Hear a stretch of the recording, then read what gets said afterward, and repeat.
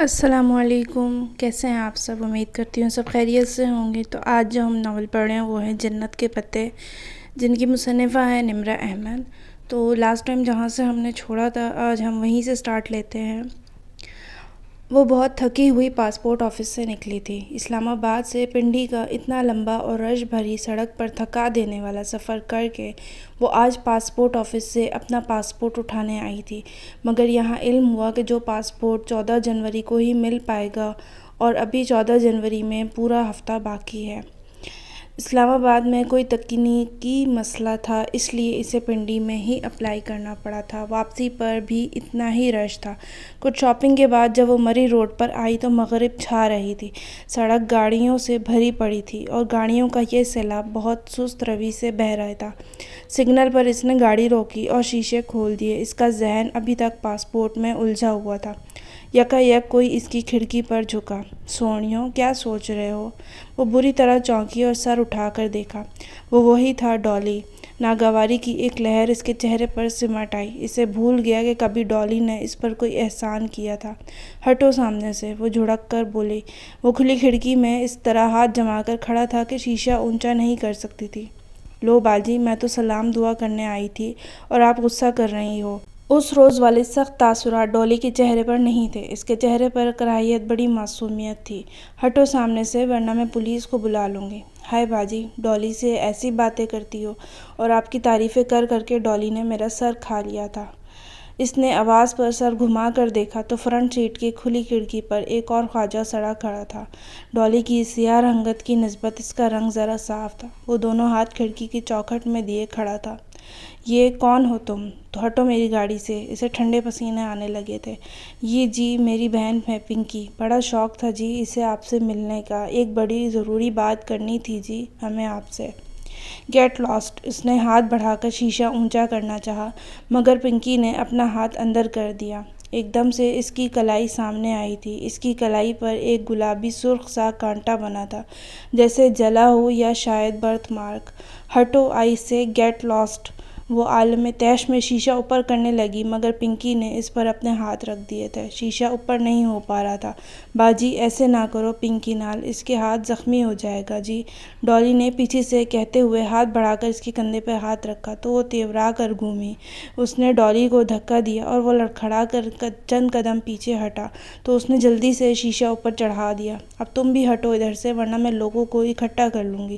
وہ ہاتھ بڑھا کر پنکی کی طرف والا شیشہ بند کرنے لگی، لیکن وہ اڑ ہی گیا تھا۔ "باجی جی، میں تو تونوں ڈولی کے دل کی بات بتانے آئی تھی اور تسا اس طرح کر رہے ہو۔ یہ جو ڈولی ہے نا، یہ بڑا پسند کرتی ہے آپ کو، مگر اقرار نہیں کرتی!"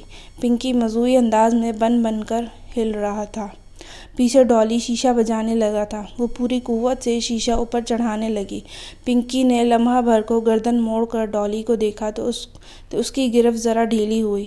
حیا نے فوراً شیشہ اوپر چڑھایا۔ پنکی نے چونک کر دیکھا، پھر انگلیاں کھینچنی چاہی، مگر وہ مسلسل شیشہ اوپر کر رہی تھی۔ پنکی کی انگلیاں پھنس کر رہ گئی۔ "او چھڈو باجی جی!" دفعتاً پنکی کے دائیں ہاتھ کی انگلی سے خون کی بوند ٹپک کر شیشے پہ گری تو اسے ہوش آیا۔ ایک جھٹکے سے اس نے لیور نیچے کیا، شیشہ ایک نیچے گرا۔ پنکی نے غصے سے اسے گھورتے ہوئے باہر کھینچے۔ گاڑی آگے بھگانے سے قبل اس نے بہت غور سے پنکی کے ہاتھوں کو دیکھا۔ دائیں ہاتھ، جس کی کلائی پر کانٹے کا جلا ہوا نشان تھا، کی شہادت کی انگلی سے خون نکلا تھا اور باقی دونوں ہاتھوں کی انگلیوں کے اوپر پوروں کی قدرتی لکیر پر موٹی سی بھوری لکیر بن گئی تھی۔ یقیناً اس کے ہاتھ زخمی تھے، مگر اسے پرواہ نہیں تھی۔ وہ زن سے گاڑی آگے لے گئی۔ پھر اس نے بیک ویو مرر میں دیکھا، وہ دونوں خواجہ سرا بار بار مڑ کر اسے غصے سے دیکھتے ہوئے سڑک پار کر رہے تھے۔ ڈولی نے پنکی کا زخمی ہاتھ پکڑ رکھا تھا اور غصے سے پلٹ کر حیا کی دور جاتی گاڑیوں کو دیکھتے ہوئے کچھ کہہ رہا تھا۔ اس نے سر جھٹک کر ایکسیلیٹر پر زور بڑھا دیا۔ کم از کم اتنی امید اسے تھی کہ اب وہ ڈولی اس کا پیچھا کرنے کی ہمت نہیں کرے گا۔ بہت جلد وہ غلط ثابت ہونے والی تھی۔ حیا جیسے ہی وہ گھر میں داخل ہوئی، لاؤنج میں بیٹھے سلیمان صاحب تیزی سے اس کی طرف آئے۔ ان کے چہرے پر غیظ و غضب چھایا تھا۔ وہ ڈر کر پیچھے ہٹی، تبھی فون کی گھنٹی بجی۔ یہ ویڈیو تمہاری ہے؟ تم مجرے کرتی ہو۔ روہیل جو صوفے پر بیٹھا تھا ایک دم اٹھا اور بہت سی سیڑھیز اس کی طرف اچھالی۔ وہاں سب موجود تھے، تایا، فرقان، داور بھائی، روہیل، اور ایک طرف ارم زمین پر بیٹھی رو رہی تھی۔ دور کہیں فون کی گھنٹی بج رہی تھی۔ نہیں، وہ ان کو کہنا چاہتی تھی۔ اس کا منہ تو ہلتا تھا پر آواز نہیں نکل رہی تھی۔ وہ سب اس کا خون لینے پر تلے تھے۔ سلیمان صاحب آگے بڑھے اور اس کے منہ پر تھپڑ دے مارا۔ بے حیا، بے حیا! اسے تھپڑوں سے مارتے ہوئے سلیمان صاحب کہہ رہے تھے۔ ان کے لب ہل رہے تھے مگر ان سے آواز ڈولی کی نکل رہی تھی۔ وہ سلیمان صاحب نہیں ڈولی بول رہی تھی۔ ڈولی، ڈولی، پنکی! بے حیا! پنکی کی انگلیاں، فون کی گھنٹی! وہ ایک جھٹکے سے اٹھ بیٹھی۔ کمرے میں اندھیرا تھا۔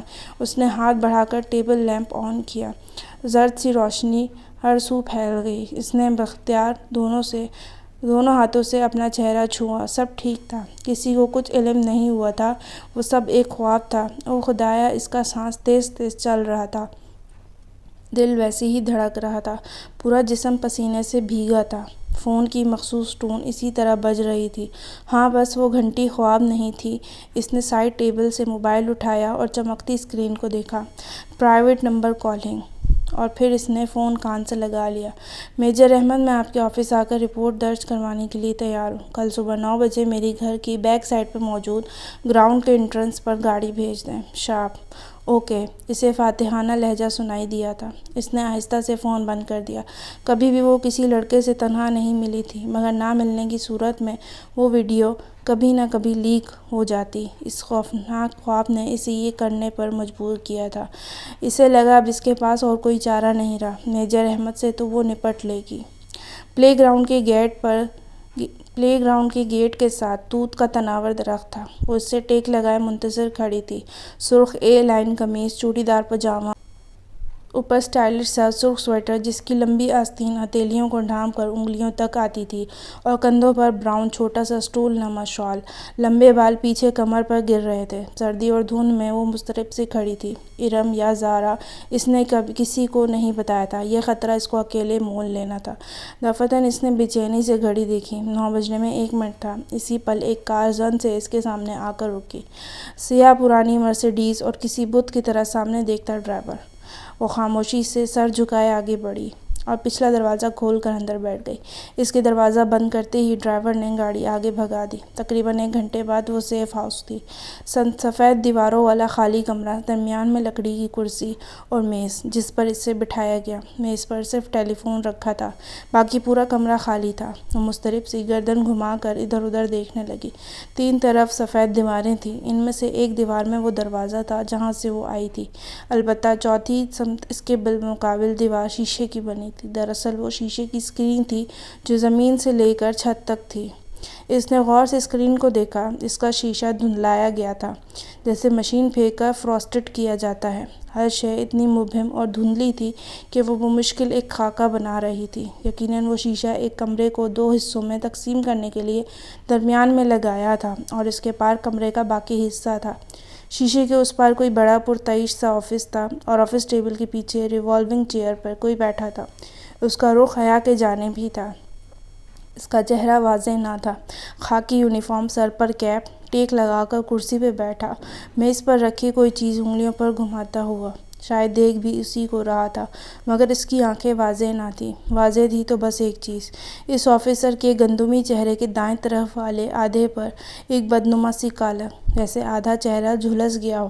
دفعتاً وہ شخص آگے کو جھکا اور میز سے کچھ اٹھا کر کان سے لگایا، غالباً فون کا ریسیور۔ ٹرن۔ ایک دم حیا کے سامنے میز پر رکھا فون بجنے لگا۔ وہ چونکی، فون مسلسل بج رہا تھا۔ کیا وہ شخص اسے کال کر رہا تھا؟ اس نے دھڑکتے دل سے ریسیور اٹھایا اور کان سے لگایا۔ ہیلو، السلام علیکم مس حیا سلیمان، دس از میجر احمد۔ وہ بھاری، نرم گرم سا خوبصورت لہجہ۔ وعلیکم السلام۔ وہ فون ہاتھ میں پکڑ کر کان پہ رکھے یک ٹک سامنے اسکرین کو دیکھ رہی تھی جس پر آدھے جھلسے چہرے والا آفیسر فون تھامے بیٹھا تھا۔ کیا وہی میجر احمد تھا؟ میں امید کرتا ہوں کہ ہم نے آپ کو زیادہ تکلیف نہیں دی۔ جی، اس کو گھٹن محسوس ہونے لگی۔ میرے سامنے لیپ ٹاپ پر سسٹم کھلا ہوا ہے، مجھے ایک کلک کرنا ہے اور آپ کی ویڈیو صفحہ ہستی سے ایسی مٹ جائے گی جیسے کبھی بنائی ہی نہیں گئی تھی۔ دیوار کے اس پار دھندلے منظر میں بیٹھے آفیسر کے سامنے بھی لیپ ٹاپ کھلا پڑا تھا۔ تو وہ میجر احمد تھا، وہ سامنے کیوں نہیں آتا تھا؟ اور شہر کے ایک ایک بندے سے میں یہ ویڈیو نکلوا چکا ہوں۔ بولے حیا، میں کلک کر دوں اور وہ رپورٹ؟ سمجھے وہ درج ہو گئی۔ اسے لگا وہ مسکرایا تھا۔ مگر آپ نے کہا تھا کہ مجھے رپورٹ کے لیے۔ غلط کہا تھا، ایکسکیوز بنا رہا تھا۔ بعض اوقات بہانے بنانے پڑتے ہیں تب جب مزید صبر نہیں ہوتا، سمجھی؟ فون کو جکڑا، اس کا ہاتھ پسینے میں بھیگ چکا تھا۔ یہ شخص اتنی عجیب باتیں کیوں کر رہا تھا؟ آپ کلک کر دیں، وہ بمشکل کہہ پائی۔ وہ شخص جھکا، شاید بٹن دبانے، اور پھر واپس پیچھے ہو کر بیٹھ گیا۔ کر دیا۔ Oh thank you measure Ahmad. اس کا گلا روندنے لگا تھا۔ ایک بات پوچھوں؟ جی۔ کیا یہ ویڈیو جعلی تھی؟ نہیں، تھی تو اصلی۔ تو آپ اتنی ڈر کیوں رہی تھیں؟ ظاہر ہے یہ ہماری فیملی ویڈیو تھی اور شادی پہ ڈانس کی ویڈیو ہم نہیں بنواتے۔ کیوں؟ وہ پے در پہ سوال کر رہا تھا۔ کیا مطلب کیوں؟ شادی کی ویڈیوز سرکولیٹ ہوتی ہیں ہر جگہ۔ کیا اچھا لگتا ہے ہماری ڈانس کی ویڈیو پرائے لوگ دیکھیں؟ مگر پرائے لوگ لائیو تو دیکھ سکتے ہیں۔ غالباً اس ویڈیو میں مجھے ویٹرس، مووی میکر اور ڈی جے نظر آ رہے تھے۔ وہ بھی تو پرائے مرد ہیں نا۔ میں سمجھ نہیں پایا کہ اگر آپ اس طرح رقص کرنے کو صحیح سمجھتی ہیں تو ویڈیو کے باہر نکلنے پر پریشان کیوں تھیں؟ میں آپ کے سامنے جواب دہ نہیں ہوں، وہ درستی سے بولی۔ ٹھیک کہا آپ نے۔ خیر، ایک بات اور پوچھوں؟ پوچھیے۔ اب اس کی آواز میں اجنبیت درائی تھی۔ کبھی کوئی آپ کے لیے جنت کے پتے توڑ کر لایا ہے؟ ہم دنیا والوں نے جنتیں کہاں دیکھی ہیں میجر احمد؟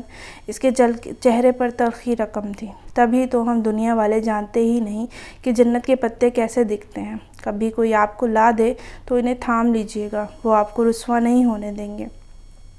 اس کے چہرے کی تلخی سکوت میں ڈھل گئی۔ کون تھا اس پار؟ آپ سن رہی ہیں؟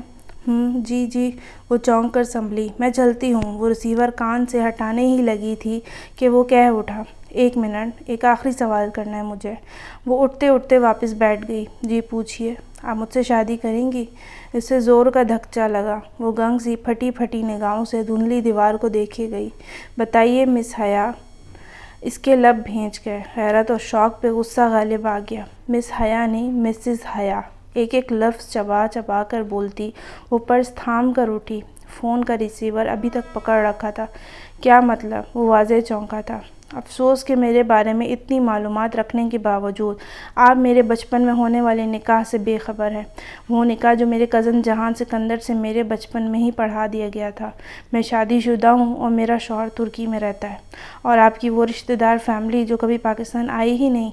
جانتا ہوں آپ کی پھپھو کا خاندان جو ذلت اور شرمندگی کے مارے اب شاید کبھی ادھر کا رخ نہیں کرے گا۔ آخر کارنامہ بھی تو بہت شرمناک انجام دیا تھا نا۔ ان کا انتظار کر رہی ہیں آپ؟ ارے بچپن کا نکاح تو کورٹ کے ایک ہی پیشے میں ختم ہو جاتا ہے۔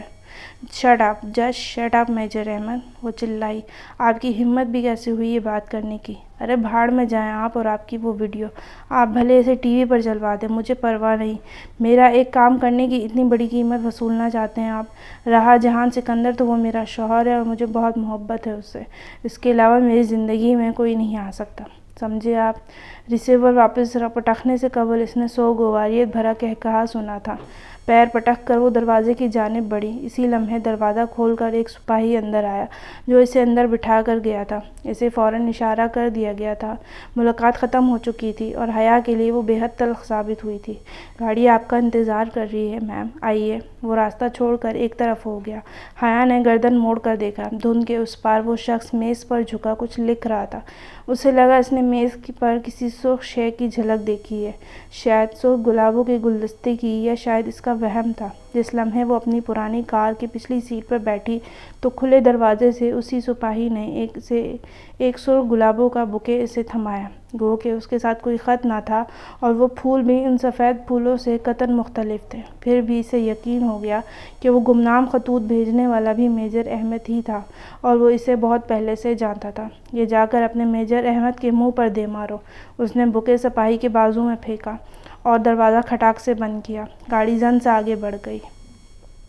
حیا شام میں ارم بھاگتی ہوئی آئی تھی۔ خوشی اس کے آنگ آنگ سے پھوٹ رہی تھی۔ وہ ویڈیو اس ویب سائٹ سے ریموو ہو گئی ہے۔ اس نے فرتے جذبات سے تقریباً بریڈ کراؤن سے ٹیک لگا کر بیٹھی حیا کو جھنجھوڑ ہی دیا۔ مگر کیسے ہوا یہ سب؟ اس ویب سائٹ والے کو خوف خدا آ گیا ہوگا، مجھے کیا پتا۔ وہ لاپرواہی سے انجان بن گئی۔ شاید، مگر اچھا ہی ہوا۔ اور ہاں، تم ترکی کی فلائٹ کب ہے؟ پتہ نہیں، پہلے پاسپورٹ تو ملے، پھر ہی ویزا ملے گا۔ اس کو ارم کی موجودگی سے کوفت ہونے لگی تھی۔ کچھ اس کے تاثرات سے واضح ہو رہا تھا، اس لیے ارم جلد اٹھ کر چلی گئی۔ وہ پھر سے سوچوں میں گم گئی۔ میجر احمد، اس کا آدھا چلسا چہرہ، سامنے نہ آنا، پردے کے پیچھے سے بات کرنا، اور اس کی عجیب فلسفیانہ باتیں، جنت کا تذکرہ، باس پرس کرنا، اور پھر مجھ سے شادی کا سوال۔ او میرے خدا، یہ کیسا عجیب آدمی تھا! اور اس کی ایک بات جس کے بارے میں وہ اس وقت شدید طیش میں ہونے کے باعث سوال نہیں کر سکی تھی۔ تو آج کے لیے اتنا ہی، باقی انشاءاللہ نیکسٹ ایپیسوڈ میں۔ تب تک کے لیے اپنا ڈھیر سارا رکھیے خیال۔ اللہ حافظ۔